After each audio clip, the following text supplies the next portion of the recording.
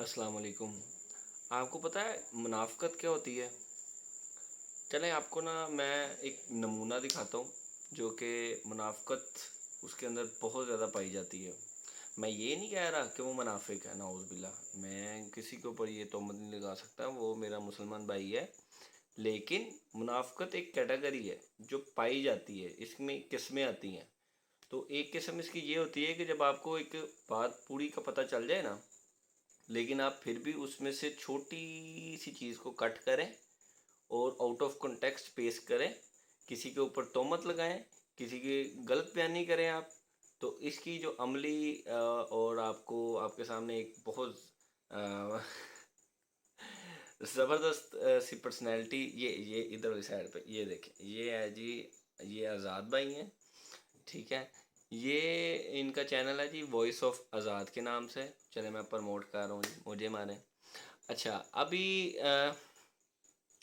انہوں نے ریسنٹلی ایک ویڈیو بنائی ہے جس میں یہ اعتراض کچھ لگا رہے ہیں علی بھائی۔ ویسے تو ان کی عموماً جتنی بھی ویڈیوز ہوتی ہیں نا اس کے اندر اعتراضات ہی ہوتے ہیں علی بھائی کے خلاف، اور موسٹلی میں نے دیکھا ہے، جتنی میں نے ویڈیوز دیکھی اس میں نے الوجیکلی ان کی دیکھی ہیں کہ یہ الوجک سے اعتراضات کر رہے ہوتے ہیں، اور جواب ہمارے پاس سارے موجود ہیں، لیکن چونکہ یہ چاہ رہے ہوتے ہیں کہ رپلائی ٹو آزاد بھی ہونا چاہیے، تو چلیں ان کا شوق ہم علی بھائی کے اسٹوڈنٹ ان کا پورا کر دیتے ہیں، شوق کہ ان کے جو اعتراضات ہیں ان کا تھوڑا سا جواب دے دیتے ہیں۔ ابھی تو ایک ویڈیو کا انالیسس کروں گا ان کی۔ اچھا انہوں نے یہ جو ویڈیو آپ دیکھ رہے ہیں یہ والی، آپ کی اسکرین پر ایک آپ ٹائٹل یا تھمبنیل ملاحظہ کر رہے ہوں گے انجینئر محمد علی مرزا صاحب کی ایک ویڈیو کا۔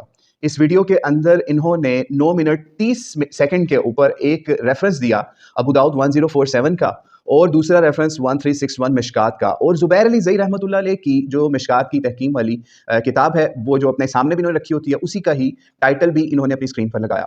تو آج ہم انجینئر صاحب کو اور ان کے مقلدوں کو، جو خود کو علمی کتابی کہتے ہیں لیکن انجینئر صاحب کے اس بلنڈر کا یا جان بوجھ کے اس حدیث کا حکم چھپانے کے اوپر وہ کیا فتویٰ دیں گے، انجینئر صاحب خود سوچ لیں۔ اب کس کس چیز سے یہ بندہ رجوع کرے گا؟ تو یہ جو دو روایتیں یا دو حوالے پیش کیے گئے، دونوں ضعیف نکلے۔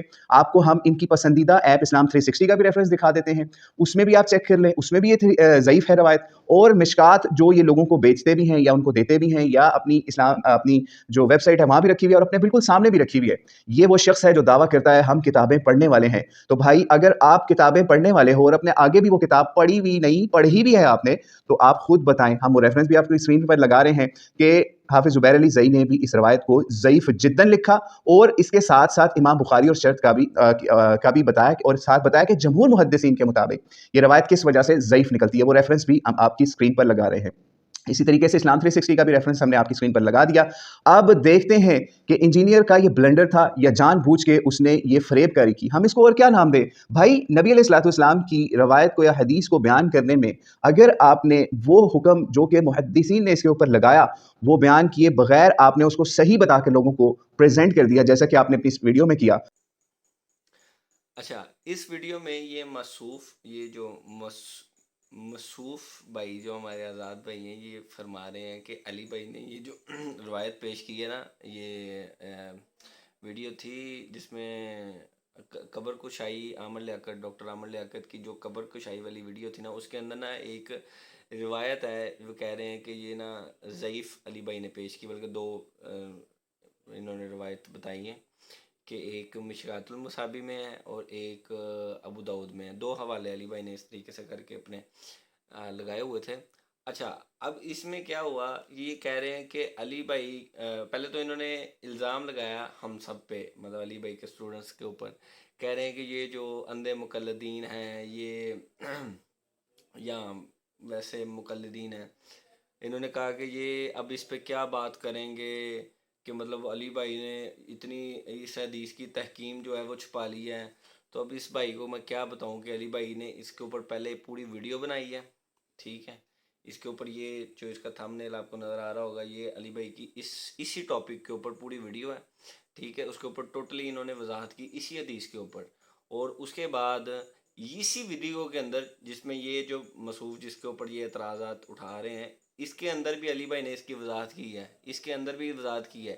انہوں نے وہ ویڈیو نہیں چلائی، صرف اس کا جے پی جی نا، اس کا تصویر کا اتنا سا اسکرین شاٹ لے کے نا وہ انہوں نے لگا دیا ہے تاکہ لوگوں کو گمراہ کیا جائے. اور دوسری بات، انہوں نے جو اسلام 360 سے وہ حوالہ پیش کیا، اور ساتھ میں جو دوسرا مشکات المصابی سے جو پیش کیا، اس کے نیچے دیکھیں، یہ جو اس کے نیچے والی جو پٹی ہے نا، اس کے نیچے نا لکھا ہوگا، علی بھائی نے اس کے اوپر وہ ٹک کا نشان لگایا ہے، اس کو ہائی لائٹ بھی کیا ہے، اور امام بخاری والی عبارت کے اوپر بھی اس کو ہائی لائٹ کیا ہے.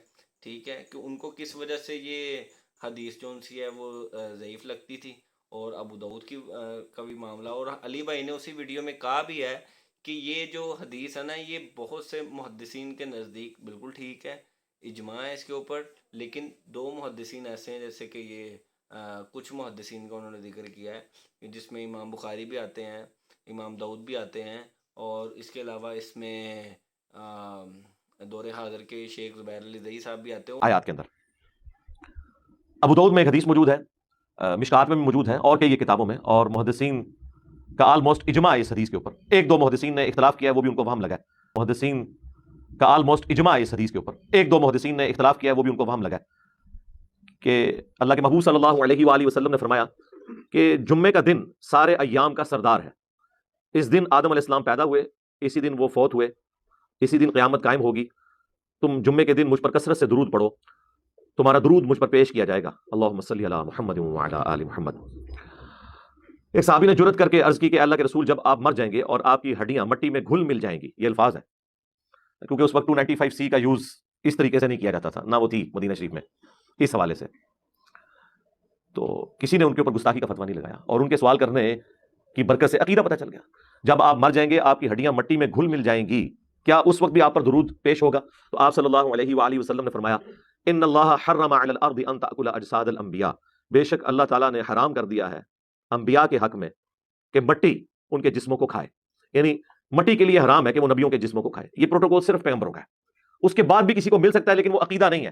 May be may not be. اور وہ جو لیکچر دیا نا انہوں نے اس حدیث کے اوپر، اس میں آپ کو دیکھنے کو ملے گا کہ علی بھائی کہہ رہے ہیں کہ اس سے ثابت ہوتا ہے کہ ہم نہ امام بخاری کے مقلد ہیں، نہ ہم شیخ زبیر علی زئی رحمۃ اللہ علیہ کے مقلد ہیں. ہم تو کسی کے مقلد نہیں، ہمیں تو کسی کی توس نہیں ہے. تو وہ اس سے یہ بھی پتہ چل گیا ہم شیخ زبیر صاحب کے مقلد کوئی نہیں ہے. میرا اگلے دنوں بھی ایک کلپ چڑھا ہے، میں نے اس میں حدیث میں جو ہے یہ لگایا، اس کو یعنی صحیح ڈکلیئر کرتے ہوئے لگایا. لہٰذا شیخ زبیر صاحب کا موقف یعنی جو تھا وہ اصولی طور پہ بھی غلط تھا، کیونکہ پوری امت دوسری طرف کھڑی ہوئی ہے. عقیدہ درست تھا، اس روایت کو ضعیف کہنا ان کا موقف غلط ہے. یہ روایت بالکل سونے کی مہر صحیح ہے. بلکہ شیخ غلام مسلم ظہیر صاحب کی جو ابھی کتاب ایک چھپی ہے السنہ رسالے میں بھی انہوں نے لکھا ہے، ان کی وہ امام نسائی کی کتاب ہے وفات النبی، اس کی تشریح میں بھی انہوں نے اس روایت کے اوپر بحث کی ہے. بلکہ ان سے میری کافی لمبی ڈسکشن اس روایت کے بارے میں ہوئی تھی، تو انہوں نے کہا یہ شیخ زبیر صاحب کو غلطی لگی ہے، یہ روایت تو باقی سب محدثین کے ہاں صحیح ہے. اور جب محدثین خود لکھ رہے ہیں کہ عبد الرحمن بن یزید بن جابر ہی لکھا ہے، ابو داؤد نے بھی، نسائی نے بھی، ابن ماجہ نے بھی، فضل الصلاۃ علی النبی میں بھی، مسند احمد میں بھی، تو اب آپ ایک امام بخاری کے شاذ قول کو پکڑ کے کہ نہیں ابن تمیم میں غلط ہے. امام بخاری بھی تو انسان تھے نا. اب مثلا صحیح مسلم میں اوپر تلے 4 حدیثیں ہیں ویسے کرنے کے بارے میں، امام بخاری ان حدیثوں کو ضعیف سمجھتے ہیں، حالانکہ حدیث مسلم شریف میں تو غلطی لگی ہے نا سر. یہیں سے تو پتہ چلتا ہے کہ بڑے سے بڑے امام کو بھی غلطی لگ سکتی ہے، اور یہاں سے یہ بھی پتہ چلتا ہے کہ ہم کسی امام کے مقلد نہیں ہیں، ہم امت کے اجماعی فہم کو، جمہور کے فہم کو، سلف کے فہم کو لے کے چل رہے ہوتے ہیں. ٹھیک ہو گیا؟ کئی رزلٹ نکلتے ہیں سر اس سے. ٹھیک ہے. اور میرا اس بھائی سے یہ سوال ہے کہ یہ بتائیں کہ یہ جو اس حدیث کا متن ہے، کیا وہ اس سے ایگری نہیں کرتے ہیں؟ کیا وہ نعوذ باللہ من ذالک نبی صلی اللہ علیہ وسلم کی جو جسم مبارک ہے اس کے بارے میں یہ عقیدہ رکھتے ہیں کہ اس کو مطلب مٹی اس کو کھا لے گی؟ ٹھیک ہے. تو اس بھائی کو اپنی آخرت کی فکر کرنی چاہیے اگر یہ اس طرح کا عقیدہ رکھتا ہے. جبکہ حضرت عمر رضی اللہ تعالیٰ عنہ سے یہ بات بالکل ثابت ہے کہ وہ فرمایا کرتے تھے کہ نبی صلی اللہ علیہ وسلم یہ تمام انبیاء کی جسم مبارک جو ہے نا اس کو مٹی نہیں کھاتی، اور ان کا جسم مبارک اپنی قبر مبارکہ میں بالکل اسی طریقے سے جس طریقے سے وہ زندہ تھے. ٹھیک ہے. بس فرق صرف اتنا ہے کہ ان کی جو زندگی اس ٹائم پہ ہے وہ برگزیدہ زندگی ہے. ٹھیک ہے. تو یہ بھائی اعتراض اٹھانے سے پہلے ذرا اپنی تھوڑی سی ریسرچ کو بڑھا لیتے تو ان کو یہ منہ توڑ اور چپیڑ پڑنے والا جواب نہ ملتا.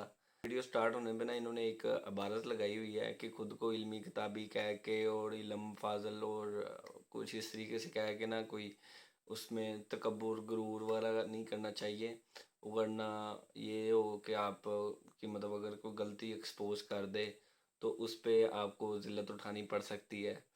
تو یہی بات آپ کے لیے بھی ہے. یہ ابھی جو غلطی آپ جس غلطی کو غلطی کہہ رہے ہیں وہ تو غلطی نہیں تھی. ٹھیک ہے, وہ تو کسی اینگل سے بھی غلطی نہیں ہے, کیونکہ انہوں نے تو اپنی ویڈیو میں اس کی وضاحت کر دی ہے کہ یہ بہت سے لوگوں کے سامنے یہ حدیث بالکل ٹھیک ہے, یہ عقیدہ بھی ٹھیک ہے. ٹھیک ہے, اور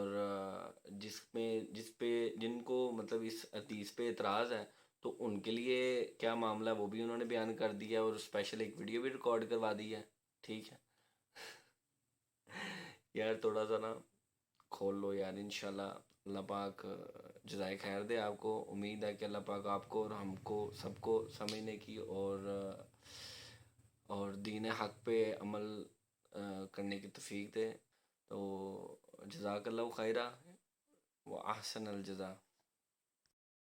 کہ مرنے سے پہلے اے مسلمان کر لے اس پہ غور, کتابوں کا خدا اور ہے بابوں کا خدا